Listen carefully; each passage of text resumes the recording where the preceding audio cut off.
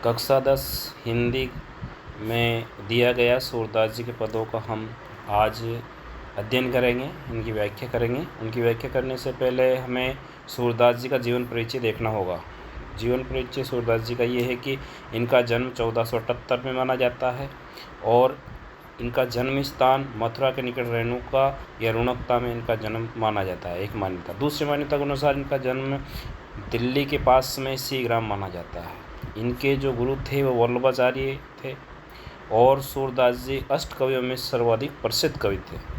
सूरदास जी ने के जो रस हैं वो वात्सल्य और श्रृंगार रस है और वात्सल्य रस सूरदास जी ने चलाया था। इनकी मृत्यु 1583 में पारसोली में हुई। इनके जो प्रमुख ग्रंथ है वो तीन ग्रंथ प्रसिद्ध हैं, सूरसागर, साहित्य लहरी और सूर सरावली, जिसमें से सूरसागर बहुत ही प्रसिद्ध ग्रंथ रहा है। इसके बाद में इनकी जो भाषा ब्रज रही है सबसे प्रसिद्ध ग्रंथ ये अपना सूरसागर रहा है। अब इसके बाद में आगे चलेंगे, व्याख्या देखेंगे।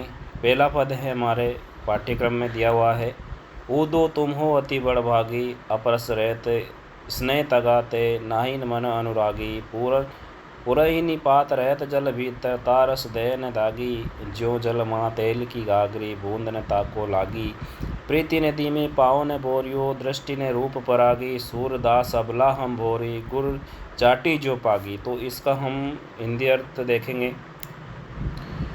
पहले आपके जो पाठ्यक्रम में जब आपकी व्याख्या आती है, सब प्रसंग व्याख्या करनी होती है, तो उसमें प्रसंग लिखना ज़रूरी है। अगर प्रसंग नहीं लिखोगे तो उसमें पूरे नंबर नहीं मिलेंगे आपको। तो इसका प्रसंग है प्रस्तुत पाठ हमारे पास पुस्तक क्षितिज भाग 2 से सूरदास के पदों से लिया गया है, जो सूरसागर के भ्रमर गीत अध्याय से लिया गया है। इन पंक्तियों में गोपियों उद्धव से व्यंग्य करती है। इस पद्य में जो गोपियाँ हैं उद्धव से व्यंग्य करती है। और क्या व्यंग्य करती है? कहती है कि गोपियाँ उद्धव से व्यंग्य करती हुई कहती है कि तुम बहुत ही भाग्यशाली हो, अर्थात अभाग्यशाली हो। यानी कि जो व्यंग्य करते हैं तो उसमें उल्टा अर्थ निकालना पड़ता है। तो भाग्यशाली हो यानी कि अभाग्यशाली हो, जो कृष्ण के पास रहकर भी उनके प्रेम और स्नेह से वंचित हो। तुम कमल के उस पत्ते के समान हो जो रहता तो जल में परंतु जल में डूबने से बचा रहता है। जिस प्रकार तेल की गगरी को जल में भिगोने पर भी उस पर पानी की एक भी बूंद नहीं ठहर पाती, ठीक उसी प्रकार तुम श्री कृष्ण रूपी प्रेम की नदी के साथ रहते हुए भी उसमें स्नान करने की बात तो दूर, तुम पर तो श्री कृष्ण प्रेम की एक छींट भी नहीं पड़ी। तुमने कभी प्रीति रूपी नदी में पैर नहीं डुबोया। तुम बहुत विद्यमान हो, इसीलिए कृष्ण के प्रेम में नहीं रंगे, परंतु हम, वो गोपियाँ कहती है कि हम भोली भाली गोपियाँ हैं, इसीलिए हम उसके प्रति ठीक उस तरह आकर्षित है जैसे चींटियाँ गुड़ के प्रति आकर्षित होती है। हम उनके प्रेम में लीन हैं, हम अब उनके प्रेम में से बाहर नहीं निकल पाएंगे, ऐसे वो गोपियाँ कहती है इस पद्य में। अगला पद्य है, मन की मन ही मांझ रही कही जाए, कौन पे उदो नहीं परत कहीं अवधि, असार आसावन की तन मन विथा सही, अब इन जोग संदेशनी सुनी विरही, इनी विरह दही, चाहती हुती गुहारी जितही ते, उरते धार बही, सूरदास अब धीर धरियो को हूँ मर ज़्यादा ने लही। अब इसका वही प्रसंग वो है, लेकिन इसमें जो दिया है कि इन पंक्तियों में गोपियाँ उद्धव से कहती है कि उनकी मन की बात मन में ही रह गई। ये आपको थोड़ा सा लिखना, बाकी जो प्रसंग पहले का ही है थोड़ा सा ये अलग से याद करना भाई इस पद्य में क्या कहा गया है। अब व्याख्या देखेंगे इस पद्य की। देखो क्या व्याख्या है। इन पंक्तियों में गोपियाँ उद्धव से कहती है कि उनकी मन की बात मन में ही रह गई। वे कृष्ण से बहुत कुछ कहना चाहती थी, परंतु अब वे नहीं कह पाएगी। वे उद्धव को अपने इस संदेश देने का उचित पात्र नहीं समझती, क्योंकि वो तो कृष्ण को ही बताना चाहती थी। और कहती है कि उन्हें बातें सिर्फ कृष्ण से ही कहनी है, किसी और को कहकर संदेश नहीं भेज सकती। वे कहती है कि इतने समय से कृष्ण के लौट कर आने की आशा को हम आधार मानकर तनमन हर प्रकार से वीर्य की ये व्यथा सह रही थी। ये सोचकर कि वे आएंगे तो हमारे सारे दुख दूर हो जाएंगे, परंतु श्री कृष्ण ने हमारे लिए ज्ञान योग का संदेश भेजकर हमें और भी दुखी कर दिया है। हम विरह की आग में और भी जलने लगी हैं। ऐसे समय में कोई अपने रक्षक को पुकारता है, परंतु हमारे जो रक्षक हैं वही आज हमारे दुख का कारण है।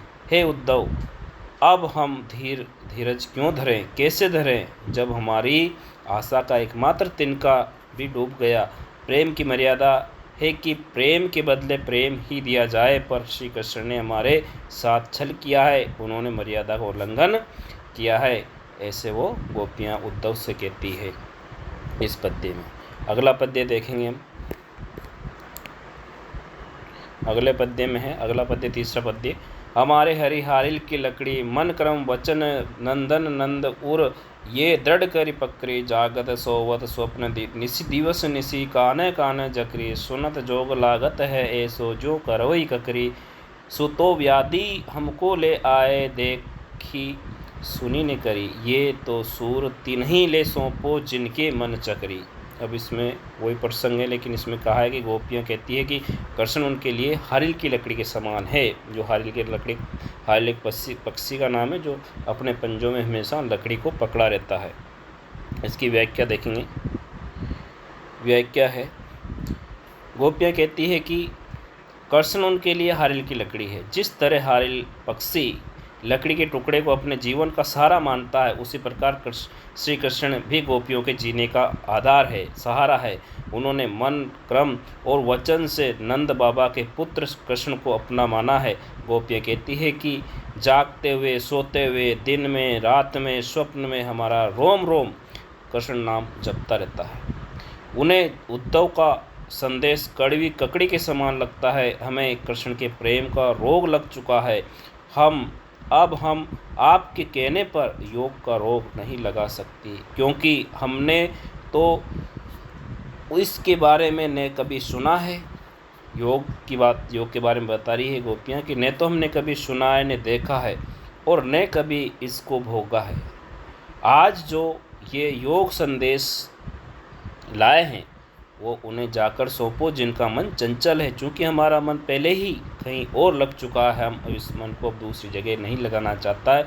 हमारा मन तो कृष्ण में लग चुका है, अब हमारा मन नहीं लगेगा। ऐसे वो गोपियाँ कहती है। अगला पद्य देखेंगे, चौथा पद्य जो लास्ट पद्य है। हरि है राजनीति पढ़ आए, समझी बात कहत मधुकर के, समाचार सब पाए, एक अति चतुर हुए पहले ही, अब गुरु ग्रंथ पढ़ाए, बड़ी बुद्धि जानी जो उनकी, जोग संदेश पटाए, कूदो भले लोग आगे के, परहित डोलत धाए, अब अपने मन फेर पाए, चलत ज्यों हुते चुराए, ते क्यों अनिति करे आपुन जे, और अनिति छुड़ाए, राज धर्म यो तो यो है शूर, जो प्रजा ने जाई सताए। अब इसका देखो, सब प्रसंग तो वही है, लेकिन इसमें थोड़ी सी की गोपियाँ कहती है श्री कृष्ण तो राजनीति पढ़ लिए, और ज़्यादा समझदार हो गए। पहले तो समझदार थे ही, अब और ज़्यादा वो समझदार हो गए हैं। इसकी व्याख्या है, गोपियाँ कहती है कि श्री कृष्ण ने राजनीति पढ़ ली है। गोपियाँ बात कहती हुई व्यंग्य पूर्वक कहती है कि वे तो पहले ही बहुत चालाक थे, और अब उन्होंने बड़े बड़े ग्रंथ पढ़ लिए हैं, जिससे उनकी बुद्धि और बढ़ गई है। तभी तो हमारे बारे में सब कुछ जानते हुए भी उन्होंने हमारे पास उद्धव से योग का संदेश भेजा है। उद्धव जी का इसमें कोई दोष नहीं है। ये भले लोग हैं जो दूसरों के कल्याण करने में आनंद का अनुभव करते हैं, उद्धव जैसे लोग। तो गोपियाँ उद्धव से कहती है कि आप जाकर कहिएगा कि यहाँ से मथुरा जाते वक्त श्री कृष्ण हमारा मन भी अपने साथ ले गए थे चुरा करके, उसे वो वापस कर दें। वे अत्याचारी को दंड देने का काम करने मथुरा गए हैं, परंतु वे स्वयं अत्याचार करते हैं। आप उनसे कहिएगा कि एक राजा को हमेशा चाहिए कि वो प्रजा के हित का ख्याल रखें, उन्हें किसी प्रकार का कष्ट नहीं पहुँचने दे। यही राजधर्म है। इसमें राजा का धर्म भी गोपियों ने बताया है कि राजा का क्या धर्म होता है। आगे देखो इस प्रश्न भी है, गोपियों द्वारा उद्धव को भाग्यवान कहने में क्या व्यंग्य निहित है। तो गोपियों द्वारा उद्धव को भाग्यवान कहने में ये व्यंग्य निहित है कि उद्धव वास्तव में भाग्यवान न होकर के अति भाग्यहीन है। वे श्री कृष्ण के सानिध्य में रहते हुए भी वे कृष्ण के प्रेम से सर्वथा मुक्त रहे। श्री कृष्ण के प्रति कैसे उनके हृदय में अनुराग उत्पन्न नहीं हुआ, अर्थात श्री कृष्ण के साथ कोई व्यक्ति एक क्षण भी व्यतीत कर लें तो वह कृष्णमय हो जाता है। वे प्रेम बंधन में बंधने एवं मन के प्रेम में अनुरक्त होने की खुद अनुभूति पूर्णतया अपरिचित है, ऐसे वो कहती है। अगला, उद्धव के व्यवहार की तुलना किस किस से की है। गोपियों ने निम्न से की। गोपियों ने उद्धव के व्यवहार की तुलना कमल के पात से की है, जो नदी के जल में रहते हुए भी जल की ऊपरी सतह पर ही रहता है, अर्थात जल में रहते हुए भी जल का प्रभाव उस पर नहीं पड़ता है। उसी प्रकार श्री कृष्ण का सानिध्य पाकर भी उनका प्रभाव उद्धव पर नहीं पड़ा। दूसरा उन्होंने दिया है कि उद्धव जल के मध्य रखे तेल के गागर यानी मटकी के समान है, जिस पर जल की एक बूंद भी टिक नहीं पाती है। इसीलिए उद्धव श्री कृष्ण के समीप रहते हुए भी उनके रूप के आकर्षण और तथा प्रेम बंधन से सर्वथा मुक्त हैं। उद्धव ने गोपियों को जो योग का उपदेश दिया था, उसके बारे में उनका कहना है कि ये योग सुनते ही कड़वी ककड़ी के समान प्रतीत होता है, इसीलिए निगला नहीं जा सकता, ये ग्रहण नहीं किया जा सकता, ये अत्यंत अरुचिकर है, हमें इसमें कोई रुचि नहीं है, ऐसे वो कहती है। अगला तीसरा क्वेश्चन है, गोपियों ने किन किन उदाहरणों के माध्यम से उद्धव को उलाहने दिए। तो गोपियों ने कमल के पत्ते, तेल की मटकी, प्रेम की नदी के उदाहरण के माध्यम से उद्धव को उलाहने दिए हैं। प्रेम रूपी नदी में पांव डुबाकर भी उद्धव प्रभाव रहित हैं। वे श्री कृष्ण के सानिध्य में रहते हुए भी वे कृष्ण के प्रेम से सर्वथा मुक्त रहे, ऐसे वो उलाहने दे रही है। उद्धव द्वारा दिए गए योग के संदेश ने गोपियों की विरागनी में घी का काम कैसे किया। गोपियाँ कृष्ण के आगमन की आशा में दिन गिनती जा रही थी। वे अपने तन मन की व्यथा को चुपचाप सहती हुई कृष्ण के प्रेम रस में डूबी हुई थी। वे इसी इंतजार में बैठी थी कि श्री कृष्ण उनके विरह को समझेंगे, उनके प्रेम को समझेंगे और उनके अतृप्त मन को अपने दर्शन से तृप्त करेंगे। परंतु यहाँ सब उल्टा होता है। कृष्ण को न तो उनकी पीड़ा का ज्ञान है और न ही उनकी विरह के दुख का। कृष्ण ने योग का संदेश देने के लिए उद्धव को भेज दिया है। विरह की अग्नि में जलती हुई गोपियों को जब उद्धव ने कृष्ण को भूल जाने और योग साधना करने का उपदेश देना प्रारंभ किया, तब उनके हृदय में जल रही विराग्नि में घी का काम कर उसे और प्रज्वलित कर दिया। तो ये थे हमारे कक्षा 10वीं के सूरदास के पदों की व्याख्या और कुछ प्रश्नों का यहाँ पर हल मैंने किया है। तो आप मेरे चैनल पर अगर नए हो तो सब्सक्राइबर जरूर करें चैनल को। धन्यवाद।